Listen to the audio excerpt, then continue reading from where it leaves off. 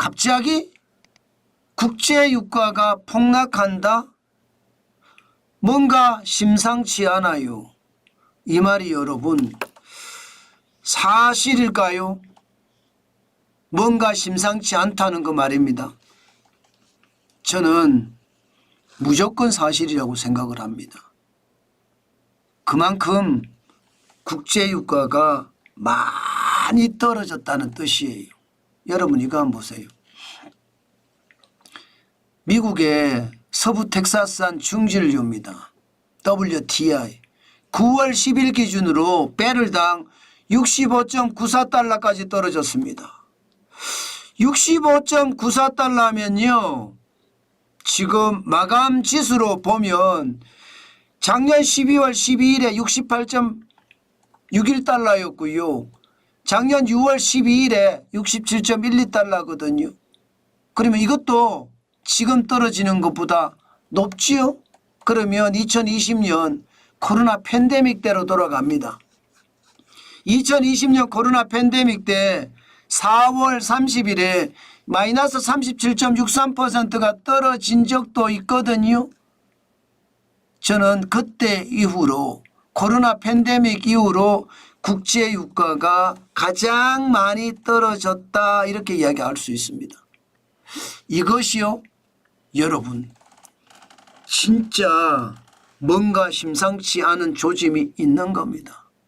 무슨 얘기냐 여러분 국제유가라고 우리가 생각을 해보자고요. 수요가 많으면 당연히 국제유가는 올라가겠죠. 수요가 적으면 국제유가가 떨어집니다. 그런데 폭락이다 급락이다 이런 말이 자주 나온다는 것은요. 지금 수요가 엄청 떨어진다는 이야기입니다. 이것은 어쩌면요. 공장의 기계가 덜 돌아간다는 이야기예요. 다시 말해서 경기가 좋으면 공장 기계가 팡팡 돌아가서 경제를 선순환으로 확 살려내지만 지금 그렇지 못하다는 겁니다. 지금 세계 경제는요. 꼬꾸라지고 있다는 거예요. 이러다가 위기가 터질 수도 있다.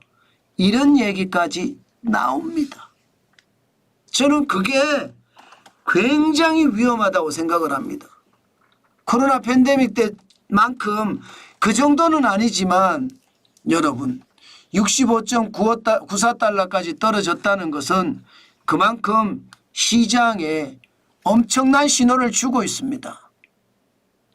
물론 말입니다. WTI 서부 텍사스산 중진유만 떨어지는 게 아닙니다.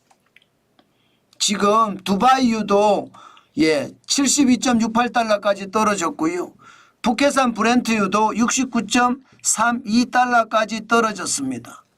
연초 대비해 보면 WTI는 이미 8.4%가 떨어졌어요. 굉장히 많이 떨어졌죠. 두바이유는 4.3% 떨어졌지만 시장이 서면 더 떨어질 겁니다. 시장이 지금 열리지 않았기 때문에 덜 떨어진 거거든요. 북해산 브렌트유는 제일 많이 떨어졌어요. 8.7% 급락했습니다. 아니 폭락했습니다. 그러니까 올 1월에 79.89달러가 지금 현재 69.32달러가 됐다는 뜻이에요. 이 정도면 국제유가가 10% 가까이 떨어진 정도면 뭔가 심상치 않아요. 그 말이 틀리는 말이 아니죠. 오늘 시장에서 이렇게 갑자기 국제유가가 폭락한 이유는요. 뭐 끝까지 이유를 들으라고 하면 바로 이겁니다. 석유 수요 전망을 낮췄습니다. 석유 수출기구 오페크에서 말입니다. 올해 하루 석유 증가폭 전망을 200만 배럴에서요. 마이너스 8% 줄였습니다. 200만 배럴로. 그러니까 200만 배럴보다 많았었는데 줄였다는 뜻이죠.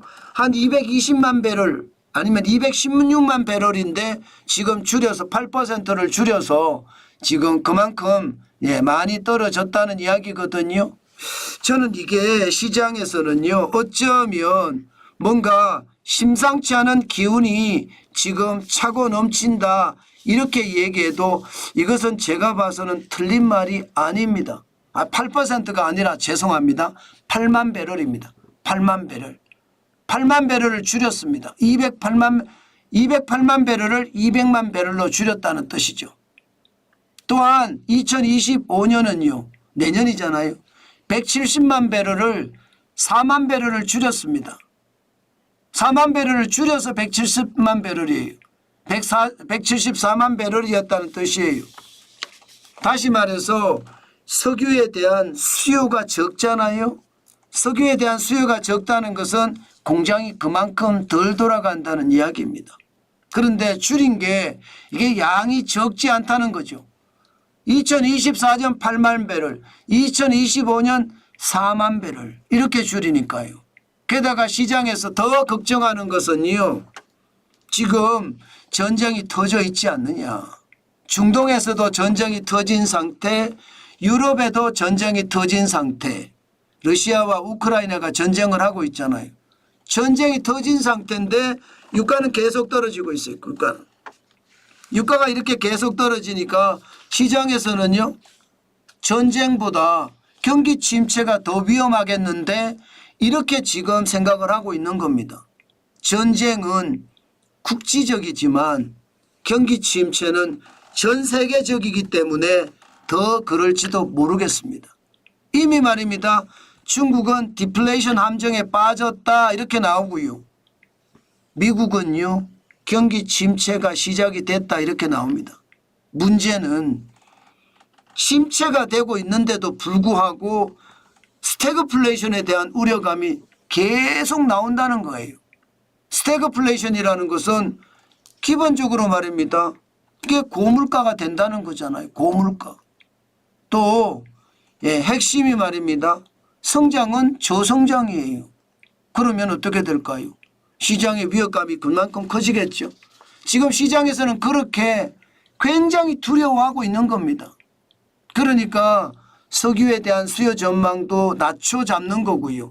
석유에 대한 수요 전망이 낮춰 잡으니까 세계 경제는 더 어려워진다 이렇게 이야기하는 겁니다. 저는 지금 유가가 이렇게 떨어지는 거 저는 굉장히 악재라고 봅니다. 왜 제가 악재라고 보느냐. 9월이 상황이 안 좋아요. 10월도 상황이 안 좋습니다. 9월에는요. 코스피 지수로 보면 지난 2015년에서 2024년 8월까지 기준으로 봤을 때 9월은요. 코스피가 마이너스 1.31% 떨어진다고 했습니다. 10월에는 마이너스 1.36%가 떨어지고요. 그렇지만 미국의 대선이 있는 해에는요. 1990년 이후 9월에는 마이너스 1.4% 더 떨어집니다. 10월에는 무려 4%가 떨어진다고 했습니다. 장난이 아니죠. 시장에는 충격을 주기에 충분하거든요. 그런데 국제유가까지 이렇게 갑자기 돌연급락하니까 시장에서는 굉장히 두려움을 나타내고 있습니다. 저는 당연히 말입니다. 경기 둔화에 대한 신호감이 당연히 터지는 거고 9월과 10월 역사적인 통계에 의해서도 9월과 10월이 좋지 않은 데다가 경기 둔화에 대한 신호까지 겹치니까 지금 시장은 그만큼 더 어려워지겠다 이렇게 생각할 수밖에 없습니다. 그만큼 말입니다. 시장 진짜 예사롭지 않게 봐야 돼요. 제가 오죽했으면 뭔가 심상치 않아요. 그렇게 제목을 달았겠습니까? 그만큼 심상치 않은 게 현실이 되고 있다는 그런 얘기입니다. 여러분, 시장은 변하게 돼 있는 건 사실이에요. 변하게 돼 있다고 하더라도 지금처럼 이렇게 뭔가 충격적인 사실이 지금 하나씩 나타난다는 것은 시장의 투자도 진짜 조심하셔야 되겠다. 그 말씀을 제가 강조해서 드립니다. 9월 10월은 조심하시고 또 조심하는 시기다. 그 말씀 여러분 반드시 여러분에게 드리겠습니다. 저는 시장 한꺼번에 충격이 올 수 있다는 것 다시 한번 여러분께 말씀을 드릴게요. 예, 이게 언제 어느 때 터질지 모르거든요. 저는 그 터지는 것이 결국 말입니다. 예, 시장의 불안감도 더 커진다 이렇게 생각합니다. 네, 스태그플레이션의 뜻을 제가 잠깐 잘못 말했죠. 예, 경기 침체를 뜻하는데 기본적으로 물가는 오르는데 성장이 더뎌지는 게 이게 스태그플레이션의 핵심인데 제가 말을 조금 잘못한 것 같습니다. 여러분, 예, 이해를 해 주셨으면 좋겠습니다.